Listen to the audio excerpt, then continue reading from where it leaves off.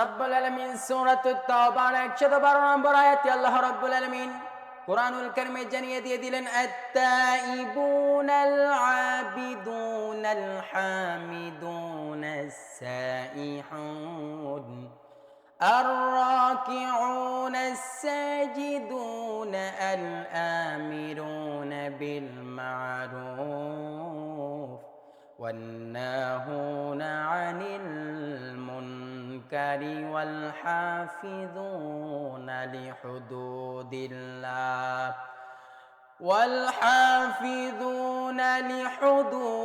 الله وبشر المؤمنين রব্বুল আলামিন এই সূরাতুত তাওবার 112 নম্বর আয়াতে রব্বুল আলামিন সুন্দরভাবে জানিয়ে দিয়ে দিলেন আর বললেন মুমিন যারা হবে তাদের গুণাবলী হবে 8টা। কয়টা? মুমিন যারা হবে তাদের গুণাবলীর 8টার কথা বলেছেন। 1 নম্বর গুণাবলীর কথা বলেছেন আত-তাইবুন।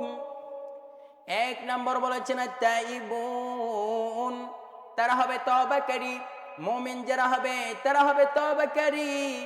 যখন কোনো কিছু তাদের ভিতরে আসবে সেই সময় তওবা করে ফেলবে, আবার যখন তাদের ভিতরে খারাপ কিছু পোষণ হয়ে যাবে সেই সময় তওবা করে ফেলবে।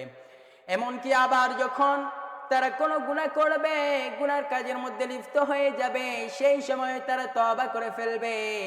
আবার যখন তারা বড় থেকে বড় কোনো কাজ করবে সর্ব অবস্থায় আল্লাহ রাব্বুল আলামিনকে স্মরণ করবে। এই জন্য তারা তওবা করবে সর্ব অবস্থায়, সব সময় তারা তওবা করবে। রব্বুল আলামিন বললেন যারা মুমিন হবে তারা গুনাহ মাফ চাইবে সব সময় শুধু আমি আল্লাহর কাছে। মুমিন যারা হবে, বিশ্বনবী সাল্লাল্লাহু আলাইহি সাল্লাম বলেছেন আত-তাইবুন কামাল্লা যামবালা, যারা তওবা করবে এই তওবা করার দ্বারাই ওই ব্যক্তিটা বেগুনাহ মাসুম হয়ে যায়। একটা সন্তান যেমনি ভাবে দুনিয়ার বুকে আসলে বেগুনাহ মাসুম হয়ে যায়, সেরকম তেমনি ভাবে যখন কোনো ব্যক্তি তওবা করে ফেলবে আল্লাহ রাব্বুল আলামিন তার জীবনের গুনাহগুলো মাফ করে দিয়ে দেন। জোরে বলি সুবহানাল্লাহ। রাব্বুল আলামিন আবারও সুন্দরভাবে জানিয়ে দিলেন ইয়া আইয়ুহাল্লাযীনা আমানু তুবু ইলাল্লাহি তাওবাতান নাসুহা। রাব্বুল আলামিন বললেন গোলামেরা শোনো শোনো, তোমাদের যদি উহুদ পাহাড় পরিমাণ তোমাদের যদি গুনাহ থাকে, তোমাদের সমুদ্রের ফেনা পরিমাণ যদি তোমাদের গুনাহ থাকে, এবং কি গুনাহ করতে করতে তোমরা সমুদ্রের ফেনা পরিমাণ গুনাহ করে ফেলেছো, এমন কি জীবনে একটাও নেকি নাই, সবগুলা গুনাহ করেছো রে গোলাম।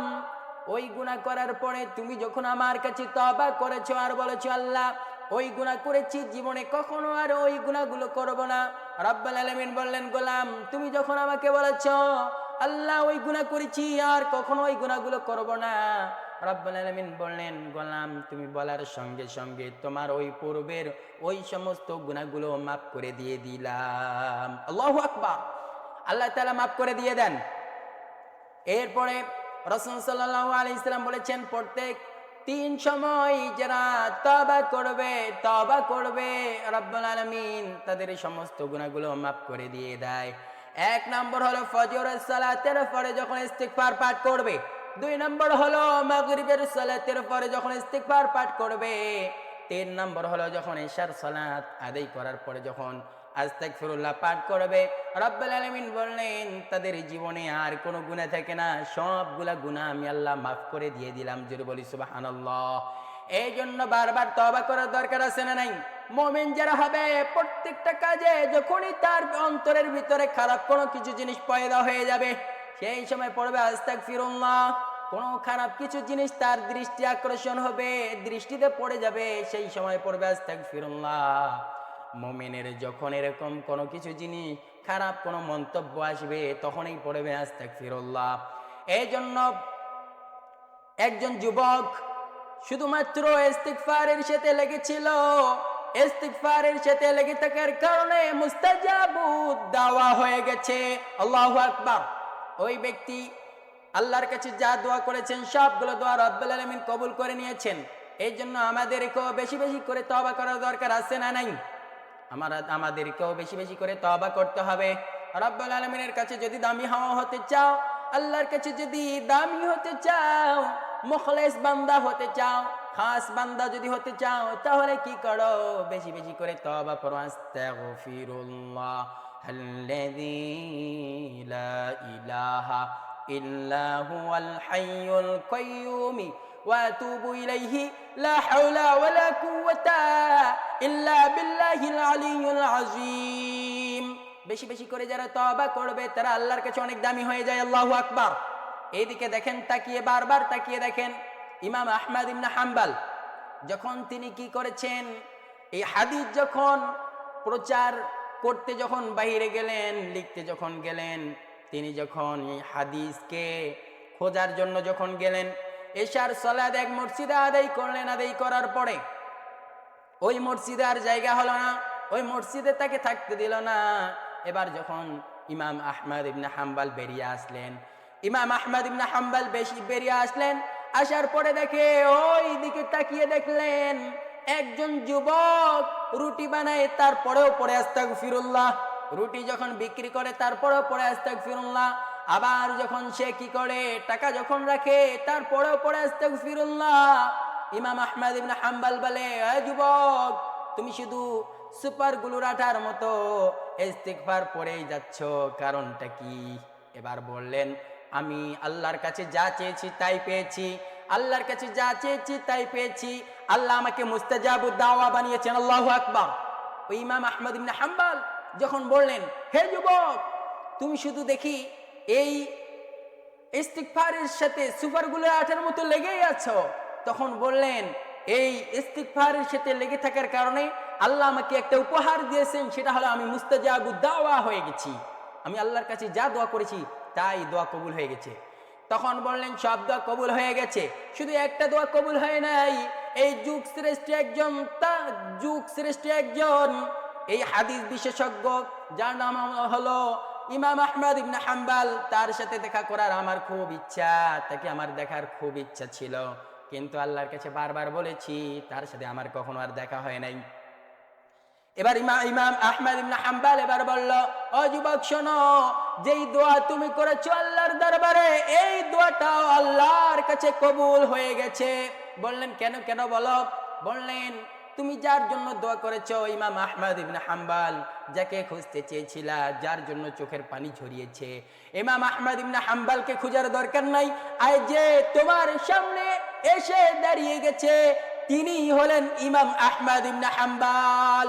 ও যুবক, এই দোয়াটাও আল্লাহর দরবারে তোমার কবুল হয়ে গেছে। আল্লাহু আকবার। এই জন্য যদি দোয়া কবুল হতে হয়, তাহলে বেশি বেশি করে ইস্তিগফার পড়ার দরকার আছে না নাই?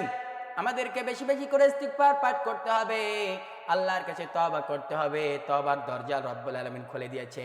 বিশ্বনবী সাল্লাল্লাহু আলাইহি সাল্লাম বলেছেন, মানুষ যখন মৃত্যুবরণ করবে, অর্থাৎ তওবার দুয়ার দুই সময়ে বন্ধ হয়ে যায়। দুই সময়ে যারা তওবা করবে, এই তওবা কশিনকালে হলেও কবুল হবে না। দুই সময় যদি কেউ তওবা করে, কশিনকালে হলেও কবুল হবে না। এক নম্বর হলো বাদাল গরগরা, যখন নাকি যখন গরগর যখন শব্দ আসবে, সেই সময় তওবা করবে, তওবা কবুল হবে না। দুই নম্বর হলো যখন বর্তমান অবস্থায় সূর্য পূর্ব দিকে উদিত হয়, পশ্চিম দিকে ডুবে, ওই সময় যখন সূর্য পশ্চিম দিকে উঠবে, পূর্ব দিকে ডুববে, ওই সময় তুমি যদি দোয়া করো, 1000 বার দোয়া করো, 1000 বার তওবা করো, কশিন কালে হলেও তোমার তওবা আল্লাহর দরবারে কবুল হবে না। এই জন্য তওবার দোয়ার খোলা আছে, এখনো সময় আছে, তওবা করে নাও। কিন্তু যেদিন মালাকুল মাউত আসবে, মাথার সামনে এসে হাজির হয়ে যাবে, ওই সময় তুমি যদি তওবা করো, তোমার তওবা, তোমার দোয়ার কবুল হবে না। এই জন্য বলি, তওবার দোয়ার এখনো খোলা, তওবার দরজা এখনো খোলা, তুমি তওবা করে নাও। হে যুবক, তুমি কি দেখেছো? একবার তাকিয়ে দেখো। হে মানুষ সকল, একবার তাকিয়ে দেখো, মৃত্যুর দিকে একবার তাকাও।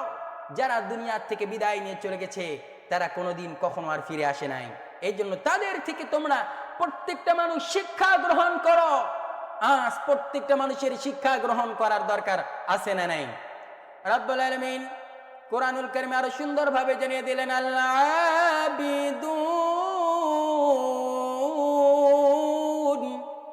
মুমিনদের 8টা গুণাবলীর কথা বলেছেন, তার মধ্যে 1 নম্বর হলো আত-তাইবুন, 2 নম্বর হলো আল-আবিদুন।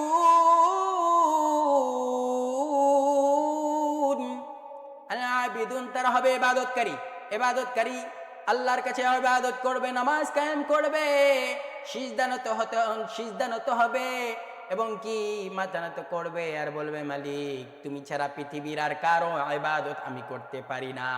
যারা মুমিন হবে এই মস্তক এই মাথা নত করবে কার সামনে? আল্লাহর সামনে মাথা নত করবে, আল্লাহর সামনে সিজদা নত হবে এবং কি দু হাত তুলে আল্লাহর কাছে চাইবে। এমন গভীর সময় রব্বুল আলামিন বললেন যারা মুমিন হবে তাদের গুণাবলীর কথা বলি। ওই সময় যখন কি হয়ে যায়, সূর্য যখন ডুবো ডুবো ভাব হয়ে যায়, যখন রাত্রি হয়ে যায়, ইশার সালাত আদায় করার সঙ্গে সঙ্গে তারা অতি তাড়াতাড়ি ঘুমিয়ে পড়ে যায়। আবার যখন গভীর রজনী যখন হয়ে যায়, মুমিনেরা আর ঘুমে থাকে না, বিছানায় থাকে না, তারা ওযু করে নামাজের জন্য দাঁড়িয়ে যায়। এই সম্পর্ক রাখে কার সাথে?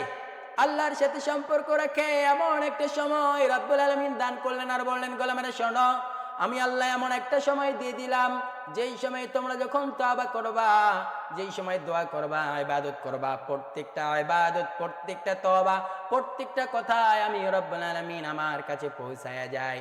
ও আমার গোলামেরা, আমার বান্দার শোনো, যখন রাত্রি যত গভীর হয়ে যায় আমি রব্বুল আলামিন তত প্রথম আসমানের দিকে চলে আসি আর বলি আমার গোলামেরা আমার কাছে কি চাই?